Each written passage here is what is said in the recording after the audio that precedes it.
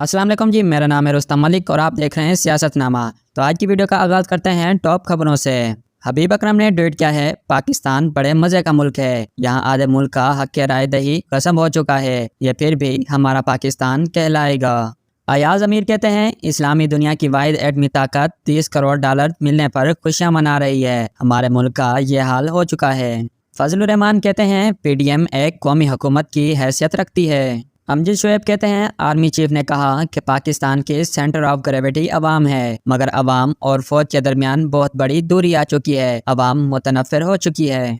सलमान अकरम राजा कहते हैं, मौजूदा सूरत हाल के पीछे वही कुव्वत है जो चाहती है कि अगर मुल्क में कोई जमहूरियत का सांचा बने तो उन्हीं की मर्जी के मुताबिक हो। वो कुव्वत ये समझती है कि सुर्ख लकीरें लगाना इनका हक है, किसको सियासत में रहने देना है, किसको पार्लिमान में रहने देना है, किसको हुकूमत में रहने देना है, समझा जाता है ये इनका इस्तेहकाक है। और ये मकबूल जान ने ट्वीट किया है, अदलिया की तजलील और बेआबरू करने का जो सिलसिला नवाज शरीफ ने 1997 में शुरू किया था, आज 2023 में अपने आखिरी मरहले में दाखिल हो चुका है। अंदर से भी तकसीम हो चुकी है और अब बाहर से तजलील के वार शुरू हैं, लेकिन तकदीर के फैसले कुछ और दिखाई दे रहे हैं। एतजाज हसन कहते हैं, हम इतने बड़े कर्जे में जकड़े हुए हैं कि अगली 4 नस्लें जो इन्होंने कमाना है वो हम खा चुके हैं, डकार भी नहीं मारा, हमारे पड़पोते पड़पोतियाँ वो कर्ज अदा कर रहे होंगे जो आज हमने इकट्ठा किया है। एतजाज हसन कहते हैं, सुप्रीम कोर्ट और चीफ जस्टिस उमर अता बंदियाल ने लिख दिया है कि इलेक्शन 14 मई को